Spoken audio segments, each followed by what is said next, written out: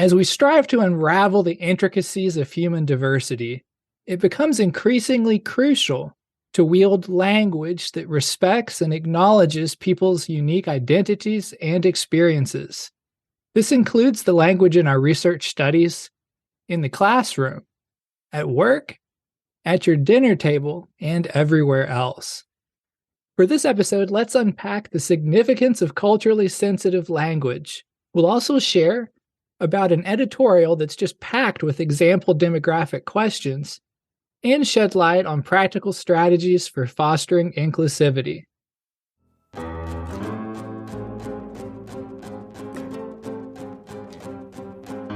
Hello there, this is Bradley, and you're listening to Psych Everywhere, a podcast by Psi Chi, the International Honor Society in Psychology. For this show, distinguished guests weigh in on applying psychological science to a diverse range of current events and to better your life. Would you prefer to read along as you listen? A written transcript is available. See the link in the show notes for this episode. For this episode, I have the privilege of introducing two well-respected guests. First is Dr. Jennifer L. Hughes, the Charles A. Dana Professor of Psychology at Agnes Scott College in Georgia. Dr. Hughes has been an associate editor for Psi Chi Journal of Psychological Research for many years, and that's where I've been fortunate to get to know her. And she's also served as president of the Southeastern Psychological Association. So her primary research areas are in commuting and stress and dual income couples. Jenny, welcome to the show. Thank you. And our second guest is Dr. Melanie M. Domenech Rodríguez from Utah State University. Melanie is a past president of Psi Chi, and she's also served as Psi Chi's first ever diversity director and editor of Psi Chi Journal from 2011 to 2016. And like Jenny, it was through the journal that I've gotten to know Melanie over the years as well. I do have a fun fact about Melanie that I bet no one would know. So when Melanie was president of Psi Chi, and this was about 5 years ago, she called me into a meeting, and I don't remember what the topic was about. And right at the end, she suggested, hey, since you're going to this conference in a couple of days, would you be willing to do a couple of podcast episodes for Psi Chi? And so it was actually Melanie's idea way back in 2019 when we started the show to do a podcast. And she's the one that nudged me in that direction. So we really owe her a lot on the show. And we're really overdue to have her finally on an episode. So I'm happy to have you, Melanie. Welcome to Psych Everywhere. Thank you. It's a pleasure to be here. So together, Jenny and Abigail A. Camden and Tenzin Yang Chen, Gabrielle P.A. Smith and Melanie, and Stephen V. Rouse, who's the current journal editor, and C. Pieper McDonald and Stella Lopez, they all got together and co-authored this updated invited editorial for Psi Chi Journal. And they really delivered. So this was a follow-up to PCJ's, it's actually our most cited article ever. So the article is called Guidance for Researchers When Using Inclusive Demographic Questions for Surveys, Improved and Updated Questions. And so this article, and I've read quite a few on this topic, but this is the most comprehensive of its kind that I've ever come across. And so it includes 37 figures that each give a specific example of how to word a demographic question. You know, race, ethnicity, age, language, disability, and 32, something like that, more. It really is an amazing piece. And personally, I've used it at least half a dozen times when reviewing students' papers and things like that. And so, of course, I'm going to put a link to that in the show notes for this episode so you can start using it too. I'd argue, though, that this editorial would actually come in handy in all sorts of settings outside of research and writing. Maybe that be the classroom, maybe that be the workplace. You know, these topics about gender and race and so on, they do come up when we're out and about, right? And, you know, sometimes when we're not expecting it. And honestly, these topics can be a little unnerving at times if we're not prepared. So that's all just to say, I really do hope that whether you're a researcher or a student, or you're out in the field, I hope you'll really think about downloading this file and keep it somewhere handy, because I think these lists of appropriate and congruent language really could come in handy for you, when you stop to think about it. So that was my long-winded introduction. Are you all ready to jump into the questions? Let's do it. Yeah. Okay. So my first one was, could you all share what some of the new guidelines or examples are that you've added to this new edition? Sure. To backtrack a little bit, when we did the original paper, we wanted, I had two co-authors at that time, and we wanted to find a comprehensive list of inclusive demographics, and we looked everywhere and couldn't find one. And so we thought it would be really useful to have one source with example questions. And so that's what we did in the first paper.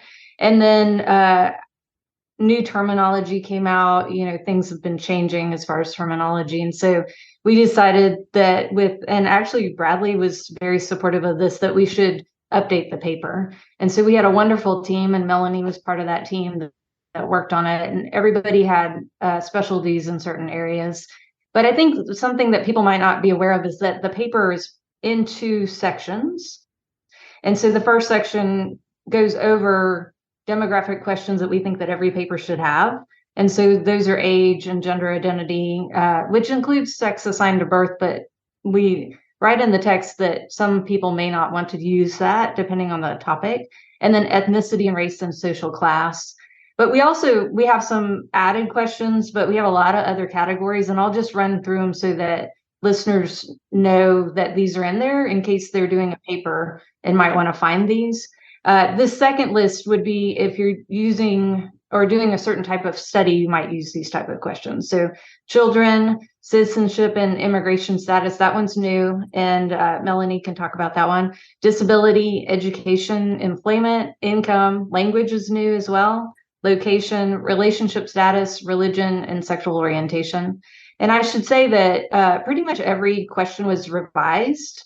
And one nice thing about this new paper is that we have much more text explaining why we have the wording for the question than the options. I do want to say I appreciate Melanie's input on the citizenship and also the language questions, because those were new this time, and she worked on those sections. Yeah, there's an interesting opportunity with the paper to really bring into awareness the assumptions that we might make as researchers about our samples. And so I think when you read a paper, it doesn't occur to you that your sample may be comprised of people who are U.S. citizens and people who are not. And so there are all of these implications for who are we really conducting the research on, and what do we know about the people that are providing us with the opportunity to learn about the topic that we're researching. We make a lot of assumptions, and having the inclusive demographics gives us an opportunity to verify those assumptions. We often think about how culturally insensitive language could, offend or upset someone. But in the case of research, I've noticed that it can actually affect the validity of a study's results. When you have a paper and the whole thing revolves around identifying these groups and you can't, that actually turned out to be a fatal flaw. And it's happened a few times where we've actually rejected papers over a demographic question. Like, yikes. I don't think a lot of newer researchers, or maybe even some of the ones that have been around for a while, are always aware of the importance of making sure that you really look somewhere and find exactly how to word these demographic questions before you get started on a study, because at that point there was just nothing that they could do other than start over from scratch. Mm-hmm. I wondered, could you provide any examples of how insensitive language can affect a research study? Well, I think culturally insensitive language will just shut people down. And I have talked to my students about that before, and then they quit taking the survey altogether. And then you don't know who didn't take your survey as far as demographics. And that can really hurt a researcher. But I'll give you two examples that I often have heard from my students. I'm lucky to work at a very diverse college. And so I interact with students who have multiple identities. But one thing I often would hear 10 years ago when we were doing research together and we were developing demographic questions, they would look at the questions and say, I don't think these represent me, and I couldn't answer these questions. So, for example, I'll do race first. So some of my students are multiracial. And even if you go back to like the census or governmental surveys, in the past, they would just ask you, what race are you? And they wouldn't give you any options to mark more than one. And that's, my students would tell me they would leave that blank because they don't want to erase some parts of their identity. But gender would be another one. I have students that are non-binary, and they still, even today, if they are taking someone else's survey, will get surveys that just ask if they're a man or a woman. And they often say, I'm not represented there. Why would I answer that question? And they'll leave it blank. Yeah, the self-selection, we think of self-selection bias as, people who are interested are going to answer it, but we're not thinking the people that we offended and dropped along the way, we're missing out on them. And I would add an example. I think the word intersectionality came up, and I think that these inclusive demographics do a much better job at looking at folks' dimensions of identity intersectionally. And so you have race and ethnicity. We have pulled those apart so that you can have a person who identifies as Latino, Latina, Latinx also identify racially as Black or white or indigenous. That is important because those two constructs are different, but also adding skin tone, for example. One of the things that we are starting to learn is that race and ethnicity are determinants of health, but skin tone also is an important determinant of health. So if you're Latinx and light skin, you actually have better mental and physical health outcomes than if you're Latinx and you're dark skinned. And so looking at the layers of people's identities, and I think for us as researchers to think deeply about how do these come together to give us a real sense of who are the folks in our sample and how their demographic characteristics might have significant influence or impact on outcomes. It just makes research better. It helps us better understand what applies to whom when. What about outside of the research arena? What are some effects of insensitive language, like maybe in the classroom setting, somewhere like that? So I'll give an example. I do research about couples, but I also teach a class called Psychology of Sexual Behavior. And so I'm often talking about couple types or family types. And so when I give an example in class, I'll often say things about being with someone's partner or partners to be inclusive, because that's acknowledging that there's just not one type of couple type. I do that with gender too. I often use the pronoun they instead of he or she when I'm writing test questions or I'm giving examples in class, just to be inclusive with gender. I also, if I'm talking about partners, I'll use they or their, because I don't want to assume that somebody's heterosexual by using a pronoun with that. Yeah, I couldn't agree more. And I think there's a piece here that's important that Jenny mentioned earlier. When people stop taking surveys, same thing happens in interpersonal exchanges across the board. If people have a sense that you don't get fully who they are, they stop talking to you.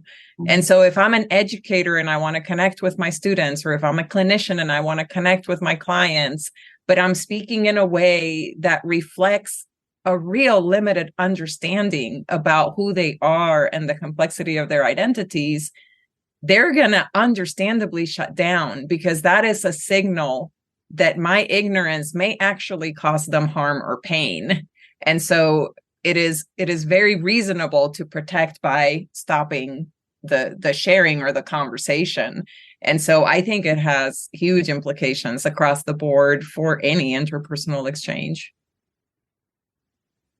Why do you think this problem persists? I continue to see studies from time to time that would use outdated or inconsistent language. Maybe they say homosexual all through them instead of gay. Maybe they're incongruent and they're with race, where they're comparing African American to white or whatever. And why do you think this continues to happen? It's not that complex to correct these issues. Well, I think there's a few reasons. I think that people don't think very much about demographic questions. They're so focused on what they're doing for the study that they're not really thinking of, like, I think it's often an afterthought. People just throw in questions quickly about demographics. But I also think that I've noticed with working with students that they go back to papers that are 5 or 10 years old and just follow suit with what was in that research, or sometimes even 20 years. And so I'm always like, find the most recent paper, see what they're doing, and then model off of that. And in reality, now I just give them our paper to use. But my hope is that once people start to find out about our paper, it will be a resource for them and a place for them to go to see inclusive demographic questions that can be used for their research. And that once people start using our examples, that other people will find those in the future and then use them as well. Absolutely. In fact, I have given our paper to my institutional review board, and they use it as part of their review process when research studies are coming in. And so they actually have the paper linked somewhere to the Psi Chi open access portal to be able to be accessed by researchers in the hopes that they will be more accurate. But at my institution, we conceptualize it actually as part of the human protections process, that you would ask people and provide them with an opportunity to accurately describe who they are. And so I very much think everything you've said, Jenny, I couldn't agree more. And I do think it's a vestige of scientific racism to think that once a question is answered, the answer applies to all people. And so I think that going around just asking these very simple demographic questions without a deep thought to what they might represent is partly a vestige of scientific racism. It doesn't matter. We have the data. The fancy thing is the question that we're asking with the cutting edge statistical analyses that we're going to engage. And there needs to be thought about who are the people. It's part of the humanizing process, right? So we are at every turn working against the dehumanization of the quote unquote other, and asking thoughtful, nuanced questions about who our participants or our students or our colleagues are is a way to reflect on that humanity. It just occurs to me, I don't think we've mentioned this yet. Melanie, would you like to share about the Qualtrics survey that you set up and how that could be used? Yes. So poor Jenny invited me to this and then didn't realize what she was getting into. I think of this piece as a policy piece. For me, what we're doing is policy work. We are shifting how people think about these demographics, and we're asking them to put time and energy into being thoughtful about something that they were not socialized to be thoughtful about, and that they don't have a lot of tools to implement any thoughtfulness around. And so I think we have done that. We've created the tool for folks to be thoughtful. We are hopefully pushing the message out so that folks can be prompted to be thoughtful. And in part of that process, I thought, as a researcher, what do I love? I love a survey that's already in Qualtrics that I can import into my survey and don't have to take the time to write the variable name and check the coding and make sure the reversed items are reverse scored, and then type each thing and check for typos. And so we went through that process, and every single question has been checked by all of the authors, by some of our students that we pulled in to help us with this super cool project. And we have a very clean and easy to share Qualtrics survey for anybody that wants to just grab the file and pull the items. And a really nice piece of that is that researchers could then update items as they wish. And so, for example, for me, I like for age to be continuous. And so when I downloaded our inclusive demographics QSF file, I added an item in age that was just continuous. And so we have from 18 to 99, and people can give us the specific age. So nobody is locked into doing things exactly as we have set them up. We have them set up, and once you download the file, you can make it your own, depending on your specific needs.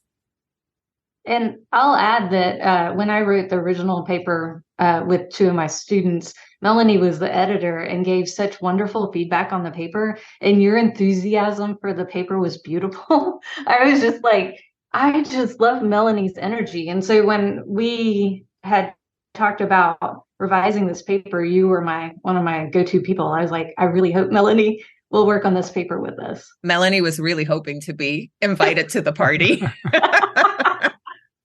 I love this. I think it's deeply important work, and nobody else is doing it. So we've touched on this a couple of times, I think. But like we've said, sometimes we come across a study that's used a pre-existing measure with some outdated language in it.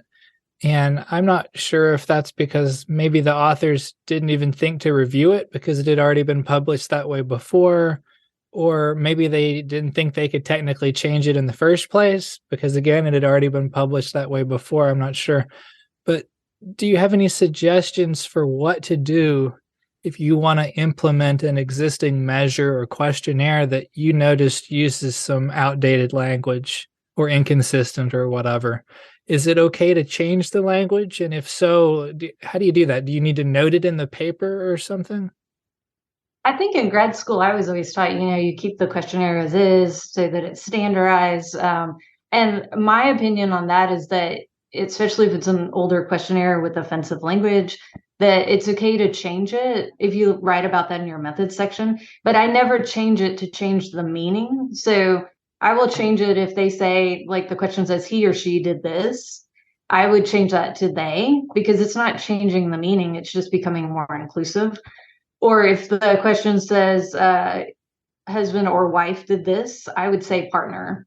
And again, I'm not changing what the question's asking necessarily. I'm just making it more inclusive for more people. But then I would note in the methods section that I changed the wording in that way so that other authors will know that I'm doing that in the future. So maybe they'll be inspired to do that as well. Yeah. And depending on the methodology, this is where the editor role is so interesting, right? So I hold the same values that you. I don't want to offend a participant in the service of keeping a survey exactly the same as it was published. A methodologist in the room might say, well, you're changing the survey, so you then need to redo everything. So people have different levels of comfort with that. And that's okay. You're going to find your publication home. But there are a couple other thoughts that I might add to this. One is, if the language is so outdated in the survey, it might be that the items and their meaning is also fairly outdated. And so you might need to look for something new. And the other one is, there are some surveys that have demographics that are not part of the survey. And so you don't need to keep those. And the first thing that comes to mind is, for example, the CBCL. Well, it asks about a lot of child behaviors, but that front page is all demographics and family characteristics. If it does not fit, you can use the inclusive demographics from our article and then just keep the clinical items that you need for your survey. So I think there's a lot of flexibility in thinking about how to approach this depending on the survey and the content of the survey and what you need, or how embedded those demographics are into the language. I don't read all of the reviewer feedback to the reviewers, but I occasionally will skim it. And I had noticed before where, like, we had asked them, where are your questions about age? And if you don't have any, could you put this into the limitations? Right. And their response would be, well, traditionally in this area of research, that's not collected. I'd be like, well, put it in limitations. Right. So we can grow, Right. 100%. So how can the culturally sensitive language examples in the editorial be adapted and applied outside of research, such as an educational setting, in order to foster environments that respect and embrace diverse backgrounds? Like, is this something you might work into a syllabus or something like that? I think it would be great to put in a syllabus. What first came to mind when you we're talking about educational settings, a lot of my students talk about high school and how their teachers weren't very good at using inclusive language, and there needs to be much more education there. They often give the example of sex assigned at birth versus gender identity and how their teachers didn't know the difference between that. Gender identity is individuals' deeply felt sense of being either a woman, man, and or non-binary. And that might not align with somebody's biological sex. And so that can be offensive when they're using sex and gender in like as if they're interchangeable. And it can be offensive for trans community or also intersex individuals or just people that are aware that other people, that language might be offensive to other people.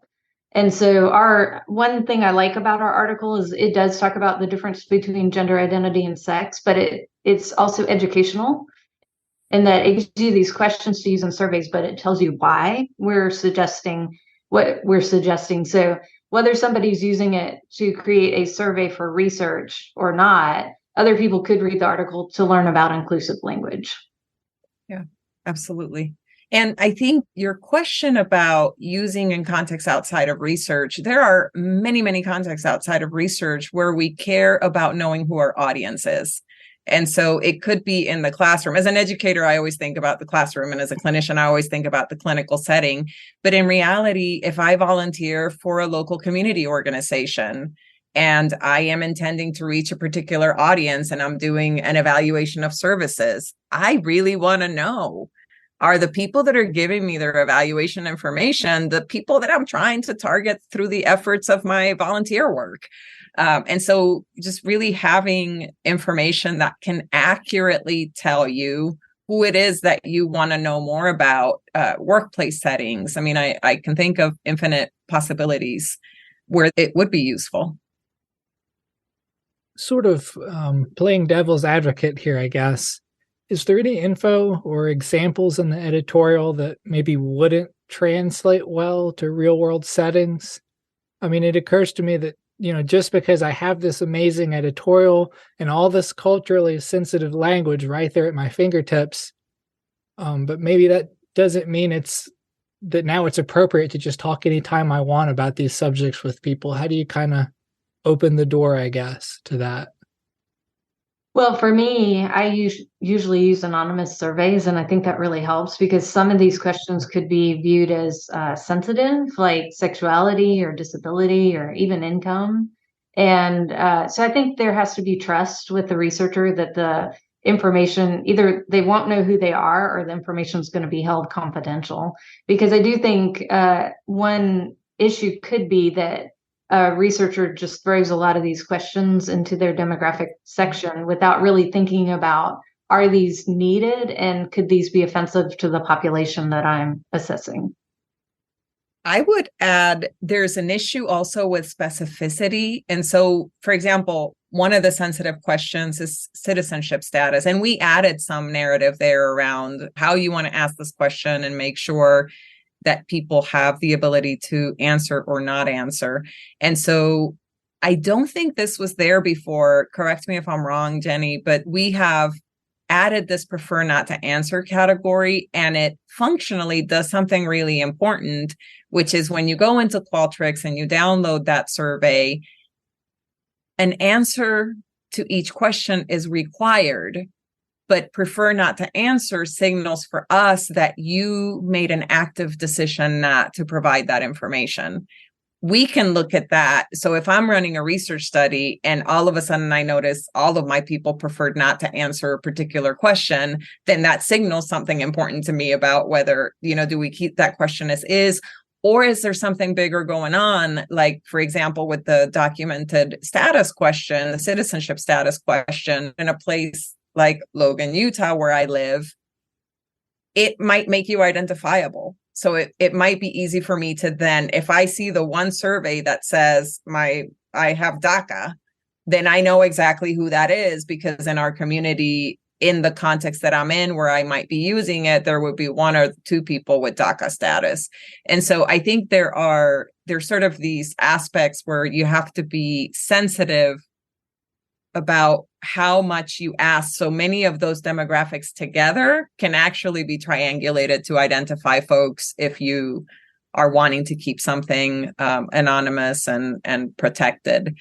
So the next question is, what should you do if somebody prefers to identify with language that actually contradicts the suggested wording in the editorial? I know this must happen from time to time. I would say my hope is that researchers will be interested in actually understanding their samples better. So it actually hurts them if they don't, because there's going to be multiple identities represented, and they will miss out on knowing that if they don't use questions like the ones that we suggest in our paper. Completely agree. And I think of a specific example of like reclaimed language and so if you're running a study with a specific group, it could be LGBT, it could be a racially minoritized group. There may be reclaimed words that are not appropriate for mainstream research, but that would be inappropriate not to include when you are doing a very focused specialty kind of examination of a particular population where there is an embrace or a use of a particular word.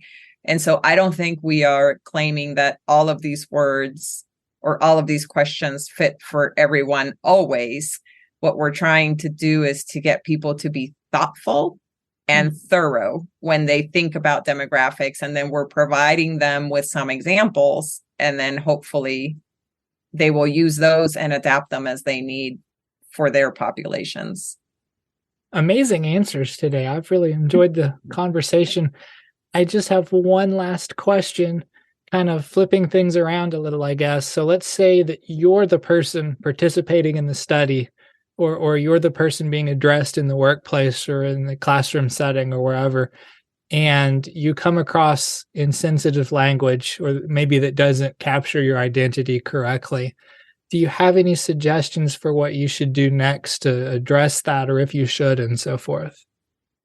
I mean, I think Melanie's going to talk about specific things that people can do.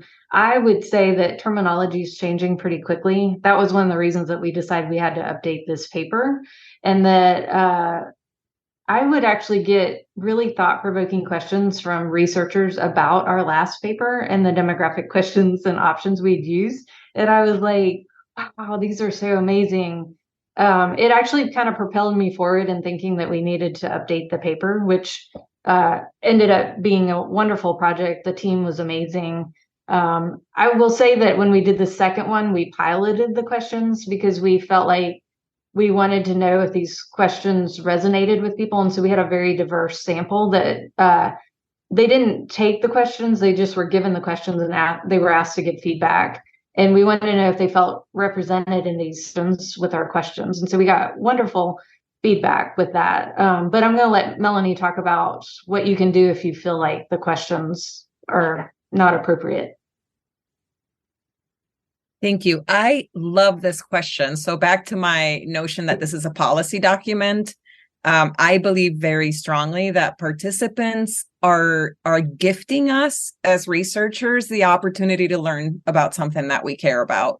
And so I would hope in an ideal world that participants would feel very empowered to engage or disengage and to advocate for change when needed. So I have, participants can exit the survey and simply don't participate, which is an easy vote with your feet. They can skip problematic questions. And so that's a way to give a message without maybe exiting a study completely. But I think there are things that people tend to do less, like send a message to the PI and let them know your input. Contact the IRB. And if needed, you can just inform them of the problem. Or if needed, you can file a complaint. You can make a public statement. People also don't do this very often, but you can write a letter to the editor. We have a local paper here in Logan, Utah. And if a Utah State University researcher asks a terrible thing and a person wants to write an opinion in the local newspaper, they can do that and complain about it publicly to warn others not to participate in that research because it asks offensive questions or it neglects to ask questions that are important. And you can mobilize a group. And so I think potentially, if you have undergraduate students participating in a research pool and there's a particular lab that produces problematic research, you can form a coalition of students that then brings that to their student rep and asks for the IRB to do a better job of limiting approvals for studies such as that one, or that addresses maybe consequences for a particular lab or situation. I mean, I think I'm thinking of very extreme examples, and hopefully most of us researchers actually care to do a really good job and care to be kind and grateful to the people that we are learning from. But every now and then, I think it's the exception, but every now and then you have one person who is doing not good things with impunity. And I would hope that participants would feel empowered, not just to do that individual level action of stepping away for themselves, but to try to create change so that others don't have that negative experience. And hopefully I've given some ideas. I bet there are more. I'd love to hear them so I can pass them on. Well, thank you both so much. This has been a lot of fun. Thank you. And we did it. We did it with 4 minutes to spare. So that's something to be proud of. Yeah. I really appreciate you all for working on this article. I have used it so many times already. It's kind of ridiculous. To the point where I'm like, it's the winter issue. I'm very sure.